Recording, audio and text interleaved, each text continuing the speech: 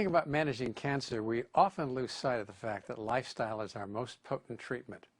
We tend to think of using the drugs, the radiation, and the surgeries way in advance of using anything like lifestyle.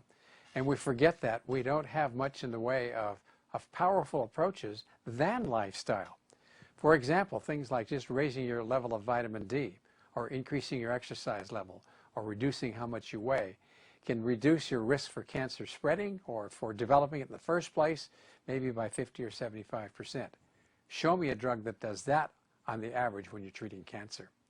So lifestyle really should be the thing that we focus on as a very powerful weapon that's easy to use, it's inexpensive, and is very effective. Now, there are two approaches we generally take in treating cancer. One is we go ahead and we try to kill the cancer cell. And that's understandable. It becomes the war against cancer. But the war against cancer has gotten us to the point where we are today, which is not that far. Our first concern should be not to do any harm. It's one of the first rules of medicine. It's one of the first things that we learn when we take the Hippocratic oath, do no harm. So we should be thinking about optimizing our wellness buffer. It's that range between where we have perfect health on the one hand and we start to have symptoms on the other as it moves towards death on the furthest end of the spectrum. When we don't have any symptoms, we think we're just fine, but we're just maybe inches away from being on the other side of where symptoms start. What we should be doing when we have any kind of illness, and in fact what we should be doing anyway, is moving toward this area where we have perfect health. And that's where lifestyle factors come in. They boost our immune defenses. They make us as healthy as we can be. They prepare us to fight any illness that might try to attack us. And the things that are cornerstone are things like diet. If you don't eat the foods that you need and get the nutrients that your body needs, how in the world is it going to be able to make the products it needs? You could eat the perfect diet, all the best things that there are, but if your digestive tract can't digest it, absorb it, keep the toxins out, and deliver those nutrients where they have to be in the cell in specific places, we've got a problem. So we have to be sure we at least eat the best diet we can, and then of course make sure that the rest of the body is functional optimally at that place where we're getting our wellness buffer to maximum capacity. We should be avoiding all kinds of toxins, and we're exposed to thousands of toxins, in fact hundreds of thousands of toxins every day. And they interfere with our metabolism. They prevent our normal biochemical processes. They keep them from doing the things that we need them to do to protect us from illness.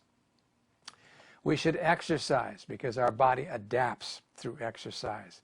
We build strength, we build flexibility, we build capacity to do more things. We also detoxify. As we exercise, we excrete a lot of those toxins that are in our body that are carcinogens that might have caused the cancer in the first place. It excretes it into the sweat and helps us to be healthier. We should make sure we get sunlight every day so we can get adequate amounts of vitamin D, because we know that people with low levels of vitamin D are a very high risk for developing cancer. For two reasons. One is we need the vitamin D to protect us because it does a lot to make our cells differentiate in a normal way to lower the incidence of cancer. It also has other mechanisms to boost our biochemical approaches to making our body work optimally biochemically. We should reduce our stress levels. Acute stress, few days a week, our body's at peak performance. But keep those levels at high levels for a long time, that's we go into a tailspin. And we start to see some of the negative effects of chronic stress that lower our immune defenses substantially. Sleep is another factor. You don't get 7 to 8 hours of sleep at night, your body doesn't have a chance to repair itself. You miss just one night of sleep, missing maybe 4 or 5 hours and just getting 3 or 4 hours of sleep, what happens is your immune cells, your natural killer cells that protect against cancer, they drop 30%. Sleep, very important thing to make sure we have plenty of. We should make sure that our weight is normal. When our weight drops or is increased to levels where we're 15, 20, 30, or 40 or 50 pounds overweight, the risk for cancer very often goes up. And there's a lot that we can do to make sure that our weight doesn't go up, particularly if we have cancer, because it may then lower the risk for metastatic disease to occur.